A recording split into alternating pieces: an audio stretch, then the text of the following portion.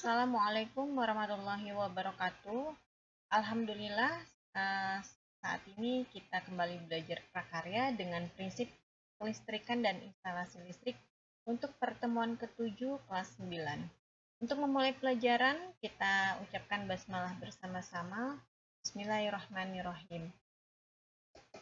Seperti biasa, sebelum kita memulai pelajaran prakarya, Ibu tetap mengingatkan untuk kalian melaksanakan 5M dan 1D, di mana saat ini masih pandemi COVID ya, sehingga kalian harus tetap menjaga kebugaran tubuh.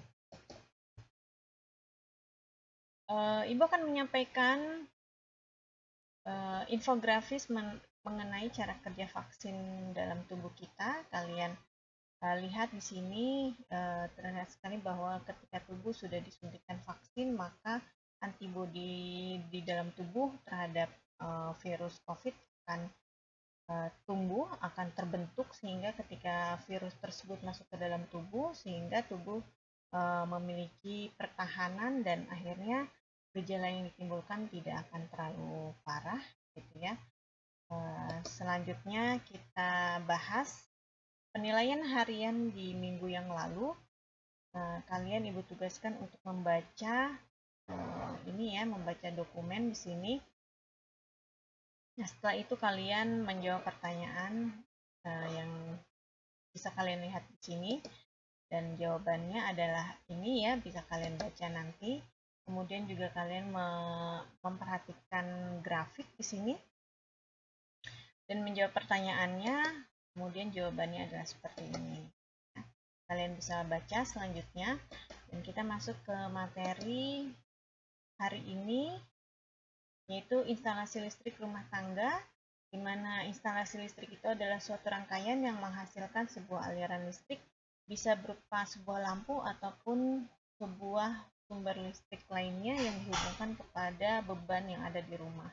Ya, ini adalah gambar dari instalasi listrik di rumah ya, ketika listrik masuk dari PLN melalui KWH meter, kemudian masuk ke dalam MCB di dalam rumah kalian, dan akhirnya aliran listrik akan mengalir ke beban listrik yang beban listrik yang ada di dalam rumah kamu. Beban listrik itu ada kulkas misalnya, televisi atau lampu dan sebagainya. Kemudian ini adalah komponen instalasi listrik. Yang pertama adalah bar genser. Bar genser itu adalah sebagai pembatas daya listrik yang masuk ke dalam rumah. Ada 3 bagian pada bar genser, ada MCB, meteran listrik atau KWH meter, spin control, dan kanal output bar genser. Nah, ini bar genser ini adalah alat yang diberikan oleh PLN kepada konsumennya ketika pemakaian listrik melebihi batas daya yang disewa ke PLN, maka pada bagian di bar genser ini yaitu MCB akan memutuskan aliran daya. Ya, kalian pasti punya di rumah bar genser ini. Silakan kalian lihat bagian-bagian yang ada pada bar genser di rumah kamu.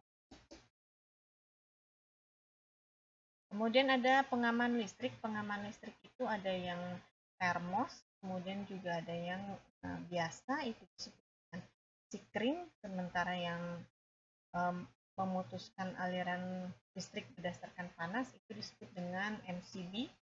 Nah, pengaman listrik ini berfungsi untuk memutuskan rangkaian listrik ketika terjadi gangguan.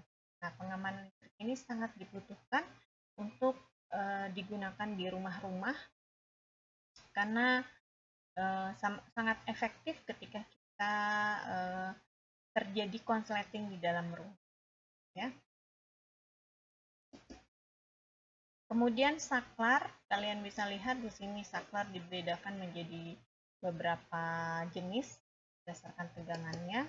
Kemudian juga ada yang berdasarkan cara pemasangannya, auto itu. Kemudian juga berdasarkan fungsinya, on off dan push on. kemudian ada berdasarkan per unitnya, tunggal majemuk. Stop kontak juga dibagi berdasarkan ukurannya, ada yang besar ada yang kecil, tergantung dengan daya yang mengalir dari beban, mengalir ke beban begitu ya. Kemudian juga ada steker besar dan kecil. Ketika kita menyambungkan alat dengan daya listrik yang rendah, maka kita bisa menggunakan steker kecil. Namun kalau kita menggunakan steker untuk lemari es, maka kita harus menggunakan besar. Ada kabel listrik, ini ya berbagai macam jenisnya.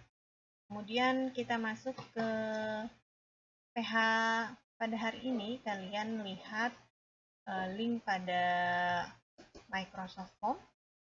Sini ya, Microsoft Form-nya kalian isi nama, misalnya Reza. Kemudian kelasnya misalnya 95. Nah, kalian klik di sini. Kalau kalian klik nanti akan diarahkan ke website dari Pemda DKI mengenai statistik kejadian kebakaran di DKI Jakarta pada tahun 2020. Nah, nanti kalian baca dan kemudian dijawab teks berdasarkan teks ya, pertanyaan-pertanyaan yang Ibu berikan pada Microsoft Form ini. Jangan lupa untuk segera mengerjakan tugas. Kita tutup pelajaran pada hari ini dengan ucapan hamdalah. Alhamdulillahirabbil alamin. Wassalamualaikum warahmatullahi wabarakatuh.